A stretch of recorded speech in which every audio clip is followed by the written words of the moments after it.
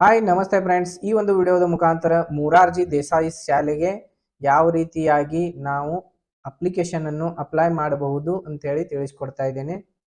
ಗೆಳೆಯರೆ, ಈ ಒಂದು ವಿಡಿಯೋವನ್ನು ನಿಮ್ಮ ಮಕ್ಕಳಿಗೆ ತುಂಬ ಹೆಲ್ಪ್ಫುಲ್ ಆಗಲಿದೆ. ಅದಕ್ಕೋಸ್ಕರಾಗಿ ಈ ವಿಡಿಯೋವನ್ನು ಪೂರ್ತಿ ಎಂಡ್ ವರೆಗೆ ನೋಡಿ. ಏಕೆಂತಂದರೆ ಈ ಆನ್ಲೈನ್ ಅಪ್ಲಿಕೇಶನ್ಗಳನ್ನು ಹಾಕಲಿಕ್ಕೆ ನೀವು ಆಯಾ ಆನ್ಲೈನ್ ಸೆಂಟರ್ಗಳಿಗೆ ಹೋಗಬೇಕಾಗತ್ತೆ. ಆದರೆ ಈ ಒಂದು ವಿಡಿಯೋದ ಮುಖಾಂತರ ನೀವು ನಿಮ್ಮ ಮಕ್ಕಳ ಒಂದು ಅಪ್ಲಿಕೇಶನ್ ಅನ್ನು ನೀವೇ ಸ್ವತಃ ಅಪ್ಲೈಯನ್ನು ಮಾಡುವುದು ಕಲಿಯಬಹುದು.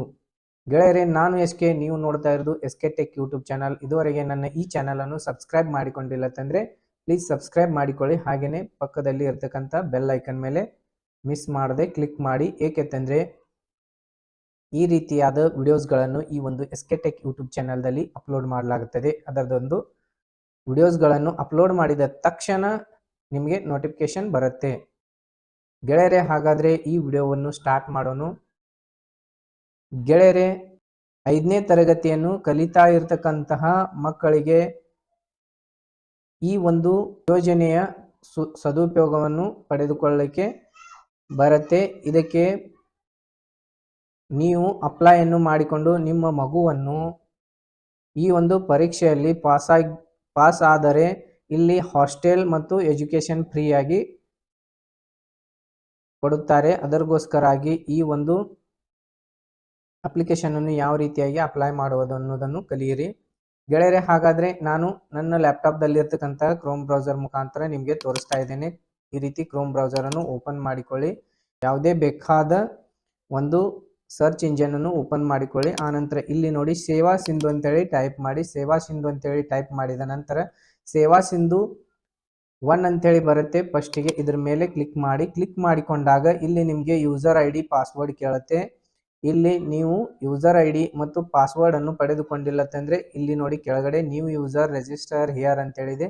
ಇದರ ಮೇಲೆ ಕ್ಲಿಕ್ ಮಾಡಿ. ಕ್ಲಿಕ್ ಮಾಡಿಕೊಂಡು ಸಿಟಿಜನ್ ರಿಜಿಸ್ಟ್ರೇಷನ್ ಲಾಗಿನ್ ಇಲ್ಲಿಂದ ಓಪನ್ ಆಗುತ್ತೆ. ಇಲ್ಲಿ ನಿಮ್ಮ ಆಧಾರ್ ಕಾರ್ಡ್ ನಂಬರ್ ಹಾಕಿ ಆನಂತರ ಇಲ್ಲಿ ಈ ಕ್ಯಾಪ್ಚಾ ಕೋಡನ್ನು ಇಲ್ಲಿ ಎಂಟರ್ ಮಾಡಿಕೊಂಡು ನೆಕ್ಸ್ಟ್ ಬಟನ್ ಮೇಲೆ ಕ್ಲಿಕ್ ಮಾಡಿ. ಕ್ಲಿಕ್ ಮಾಡಿಕೊಂಡಾಗ ನಿಮ್ದೊಂದು ಆಧಾರ್ ಕಾರ್ಡ್ಗೆ ರಿಜಿಸ್ಟರ್ ಇರ್ತಕ್ಕಂಥ ಮೊಬೈಲ್ ನಂಬರ್ಗೆ ಒಂದು OTP ಅನ್ನು ಹೋಗಿರುತ್ತೆ. ಆ OTP ಅನ್ನು ಹಾಕಿಕೊಂಡು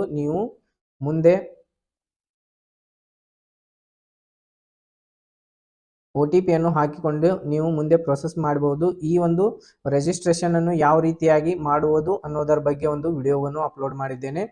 ಆ ವಿಡಿಯೋದ ಲಿಂಕ್ ಬಂದ್ಬಿಟ್ಟು ಡಿಸ್ಕ್ರಿಪ್ಷನ್ ಬಾಕ್ಸ್ದಲ್ಲಿ ಕೊಟ್ಟಿರ್ತೇನೆ. ಆನಂತರ ಐ ಬಟನ್ದಲ್ಲಿ ಕಾಣಿಸ್ತಾ ಇರುವ ಲಿಂಕಿನ ಮೇಲೆ ಕ್ಲಿಕ್ ಮಾಡಿಕೊಂಡು ಆ ವಿಡಿಯೋವನ್ನು ನೀವು ನೋಡಿಕೊಳ್ಳಿ. ಆನಂತರ ಮುಂದುವರೆಯಿರಿ.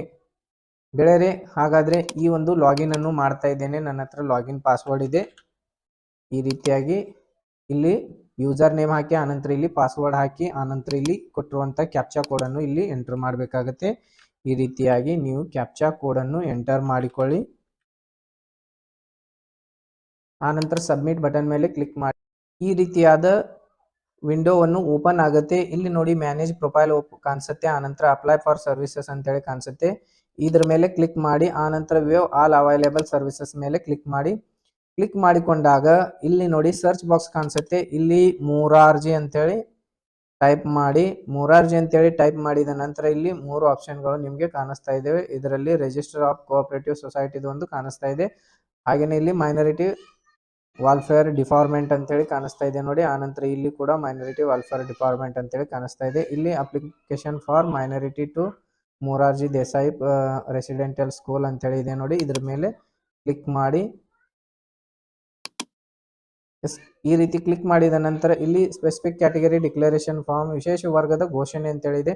ವಿಶೇಷ ವರ್ಗದವರಾಗಿದ್ದರೆ ಈ ಒಂದು ಫಾರ್ಮ್ ಅನ್ನು ಡೌನ್ಲೋಡ್ ಮಾಡಿಕೊಂಡು ಇದು ಕೂಡ ಫಿಲಪ್ ಮಾಡಿ ನೀವು ಅಪ್ಲೋಡ್ ಮಾಡಬೇಕಾಗತ್ತೆ. ಸ್ಪೆಷಲ್ ಕ್ಯಾಟಗರಿ ಇಲ್ಲಪ್ಪ ಅಂತಂದರೆ ಇಲ್ಲಿ ಡೈರೆಕ್ಟ್ ಆಗಿ ನೀವು ಪ್ರೊಸೀಡ್ ಟು ಅಪ್ಲೈ ಮೇಲೆ ಕ್ಲಿಕ್ ಮಾಡಿ. ಪ್ರೊಸೀಡ್ ಟು ಅಪ್ಲೈ ಮೇಲೆ ಕ್ಲಿಕ್ ಮಾಡಿದ ನಂತರ ಇಲ್ಲಿ ಅಲ್ಪಸಂಖ್ಯಾತರ ಕಲ್ಯಾಣ ಇಲಾಖೆ ಅಂತೇಳಿ ಬಂದಿರುತ್ತೆ ನೋಡಿ. ಇಲ್ಲಿ ಅಲ್ಪಸಂಖ್ಯಾತರ ಮುರಾರ್ಜಿ ದೇಸಾಯಿ ವಸತಿ ಶಾಲೆ, ಸರ್ಕಾರಿ ಮುಸ್ಲಿಂ ವಸತಿ ಶಾಲೆ, ಡಾಕ್ಟರ್ APJ ಅಬ್ದುಲ್ ಕಲಾಂ ವಸತಿ ಶಾಲೆಗಳ ಪ್ರವೇಶಕ್ಕಾಗಿ ಅರ್ಜಿ ಅಂತೇಳಿ ಇದೆ ನೋಡಿ. ಈ ರೀತಿಯಾಗಿ ಬಂದಿರುತ್ತೆ.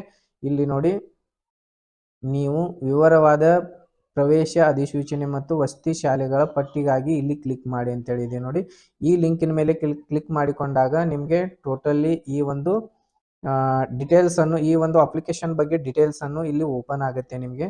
ನೀವು ನೋಡೋದಾದ್ರೆ ಇಲ್ಲಿ ಕ್ಲಿಕ್ ಮಾಡಿಕೊಂಡು ನೀವು ನೋಡಬಹುದು. ಈ ತರ PDF ಫಾರ್ಮ್ ಅನ್ನು ಇಲ್ಲಿ ಓಪನ್ ಆಗುತ್ತೆ. ಓಪನ್ ಆದ ನಂತರ ಇಲ್ಲಿ ಟೋಟಲಿ ಡೀಟೇಲ್ಸ್ ಕೊಟ್ಟಿದ್ದಾರೆ. ಆ ಡೀಟೇಲ್ಸ್ ಮುಖಾಂತರ ನೀವು ತಿಳಿದುಕೊಳ್ಳಬಹುದು. ಗೆಳೆಯರೆ, ಈಗ ನಾನು ವಿದ್ಯಾರ್ಥಿ ಆದ್ಯತೆಯ ಮೇರೆಗೆ ಆಯ್ಕೆ ಮಾಡಿದ ವಸತಿ ಶಾಲೆಗಳ ವಿವರ ಅಂತೇಳಿ ಇದೆ ನೋಡಿ. ಇಲ್ಲಿ ಯು ಡೊಮಿಸೈಲ್ ಆಫ್ ಕರ್ನಾಟಕ ಅಂತೇಳಿ ಕೊಟ್ಟಿದ್ದಾರೆ. ನೀವು ಕರ್ನಾಟಕದ ನಿವಾಸಿಯೇ ಅಂತೇಳಿ ಕೊಟ್ಟಿದ್ದಾರೆ. ಇದ್ರ ಮೇಲೆ ಕ್ಲಿಕ್ ಮಾಡಿ. ಕ್ಲಿಕ್ ಮಾಡಿದ ನಂತರ ಎಸ್ ಹೌದು ಅಂತೇಳಿ ಕ್ಲಿಕ್ ಮಾಡಿ. ಹೌದು ಅಂತೇಳಿ ಸಿಲೆಕ್ಟ್ ಮಾಡಿದ ನಂತರ ನೀವು ರೆಸಿಡೆನ್ಷಿಯಲ್ ಸ್ಕೂಲ್ ಯಾವ ಜಿಲ್ಲೆ ಅಂತೇಳಿ ಬರುತ್ತೆ. ಇಲ್ಲಿ ನೀವು ಯಾವ ಜಿಲ್ಲೆದವರಾಗಿದ್ದೀರಿ ಅನ್ನೋದು ಇಲ್ಲಿಂದ ನೀವು ಸಿಲೆಕ್ಟ್ ಮಾಡಿಕೊಳ್ಳಿ. ಈ ರೀತಿ ಜಿಲ್ಲೆಯನ್ನು ಸಿಲೆಕ್ಟ್ ಮಾಡಿ ಆನಂತರ ತಾಲೂಕವನ್ನು ಸಿಲೆಕ್ಟ್ ಮಾಡಿ ಆನಂತರ ಇಲ್ಲಿ ಈ ತಾಲೂಕದಲ್ಲಿ ಬರ್ತಕ್ಕಂತಹ ಎಷ್ಟು ಶಾಲೆಗಳಿವೆ ಅಷ್ಟು ಶಾಲೆ ಒಂದು ಪಟ್ಟಿಯನ್ನು ಇಲ್ಲಿ ತೋರಿಸುತ್ತೆ. ಇಲ್ಲಿ 2 ಶಾಲೆಗಳು ಬರುತ್ತವೆ. ಅದಕ್ಕೋಸ್ಕರವಾಗಿ 2 ಶಾಲೆಗಳನ್ನು ತೋರಿಸ್ತಾ ಇದೆ. ನೀವು ಬಯಸುವ ಶಾಲೆಯ ಒಂದು ಇಲ್ಲಿ ಸಿಲೆಕ್ಟ್ ಮಾಡಿಕೊಳ್ಳಿ. ಆನಂತರ ಮತ್ತೆ ಈ ಪ್ಲಸ್ ಐಕನ್ ಮೇಲೆ ಕ್ಲಿಕ್ ಮಾಡಿ. ಪ್ಲಸ್ ಐಕನ್ ಮೇಲೆ ಕ್ಲಿಕ್ ಮಾಡಿಕೊಂಡಾಗ ಮತ್ತೊಂದು ಶಾಲೆ ಇತ್ತು, ಅದು ಕೂಡ ಇಲ್ಲಿಂದ ಈ ರೀತಿಯಾಗಿ ಸಿಲೆಕ್ಟ್ ಮಾಡಿಕೊಳ್ಳಲಿಕ್ಕೆ ಬರುತ್ತೆ. 2 ಶಾಲೆಯಲ್ಲಿ ನೀವು ಅಪ್ಲಿಕೇಶನ್ ಅನ್ನು ಸಲ್ಲಿಸಬಹುದು.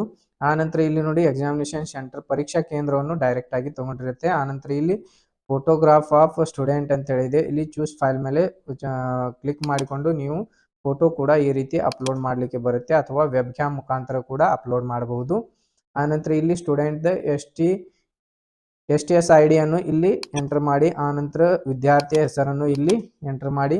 ಆನಂತರ ಬಾಯ್ಸ್ ಆನಂತರ ಗರ್ಲ್ಸ್ ಅನ್ನೋದು ಇಲ್ಲಿ ಸಿಲೆಕ್ಟ್ ಮಾಡಿಕೊಳ್ಳಿ. ಆನಂತರ ಅದರ್ಸ್ ಇದ್ರೆ ಅದರ್ಸ್ ಸಿಲೆಕ್ಟ್ ಮಾಡಿಕೊಳ್ಳಿ. ಆನಂತರ ಇಲ್ಲಿ ವಿದ್ಯಾರ್ಥಿಯ ಜನನ ದಿನಾಂಕ, ಶಾಲಾ ದಾಖಲಾತಿಯಂತೆ ಅಂತೇಳಿ ಕೊಟ್ಟಿದ್ದಾರೆ. ಇಲ್ಲಿ ಶಾಲೆಯ ಒಂದು LC ಅಥವಾ ಮಾರ್ಕಸ್ ಕಾರ್ಡ್ದಲ್ಲಿ ಇರ್ತಕ್ಕಂತಹ ಒಂದು ಜನ್ಮ ದಿನಾಂಕವನ್ನು ಇಲ್ಲಿ ಎಂಟರ್ ಮಾಡಿ. ಆನಂತರ ಇಲ್ಲಿ ಫಾದರ್ ನೇಮ್ ಎಂಟರ್ ಮಾಡಿ. ಆನಂತರ ಸ್ಟೂಡೆಂಟ್ ತರಗತಿಯನ್ನು ಎಂಟರ್ ಮಾಡಿ. ಆನಂತರ ಇಲ್ಲಿ ಶಾಲೆಯ ಹೆಸರು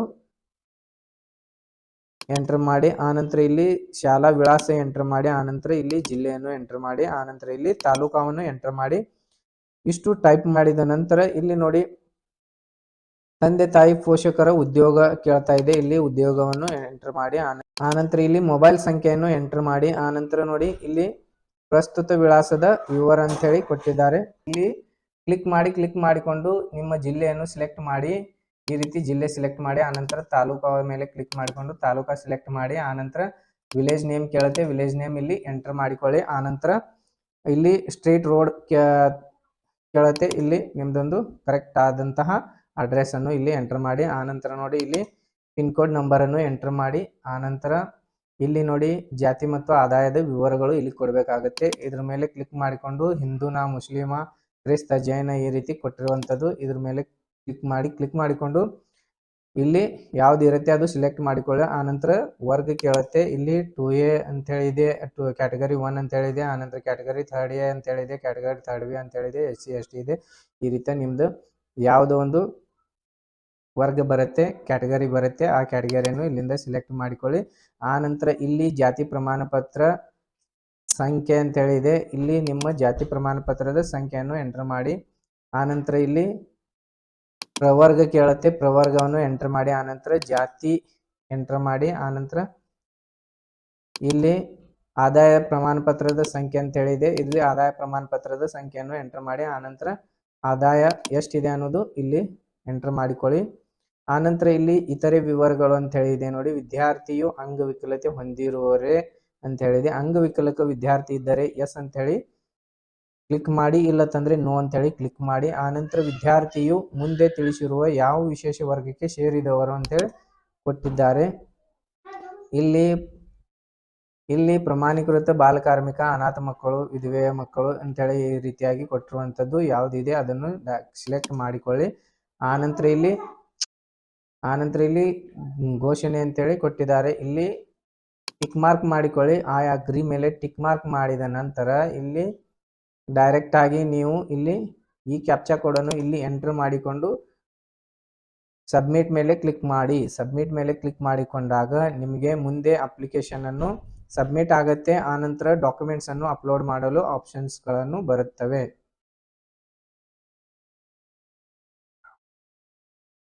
ಸಬ್ಮಿಟ್ ಮೇಲೆ ಕ್ಲಿಕ್ ಮಾಡಿಕೊಂಡಾಗ ಈ ರೀತಿಯಾದ ಡೀಟೇಲ್ಸ್ ಅನ್ನು ನಿಮಗೆ ಶೋ ಆಗುತ್ತೆ. ಏನೇನು ಅಪ್ಲೈ ಮಾಡಿದ್ದೀರಾ, ಏನೇನು ಅಪ್ಲಿಕೇಶನ್ಗೋಸ್ಕರ ಏನೇನು ನೀವು ತುಂಬಿದ್ದೀರಾ ಅಪ್ಲಿಕೇಶನ್ ಅನ್ನೋದು ಇಲ್ಲಿಂದ ನೀವು ನೋಡಬಹುದು.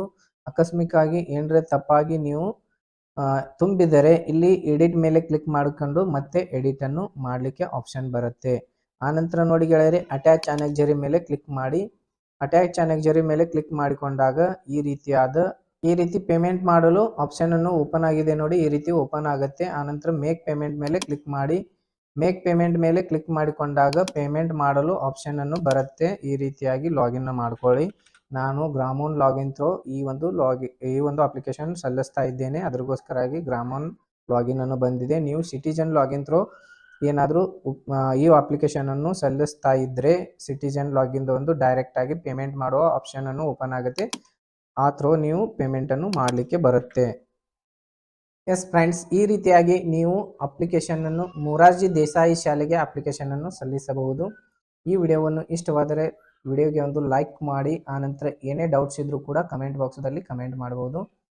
ಹಾಗೆಯೇ ಈ ರೀತಿಯಾದ ವಿಡಿಯೋಸ್ಗಳನ್ನು ನೋಡಲು ಈ ಚಾನಲನ್ನು ಸಬ್ಸ್ಕ್ರೈಬ್ ಮಾಡಿಕೊಳ್ಳಿ. Thank you so much. ಮತ್ತೆ ಸಿಗೋಣ ಮುಂದಿನೊಂದು ವಿಡಿಯೋದಲ್ಲಿ. ಬಾಯ್ ಬಾಯ್.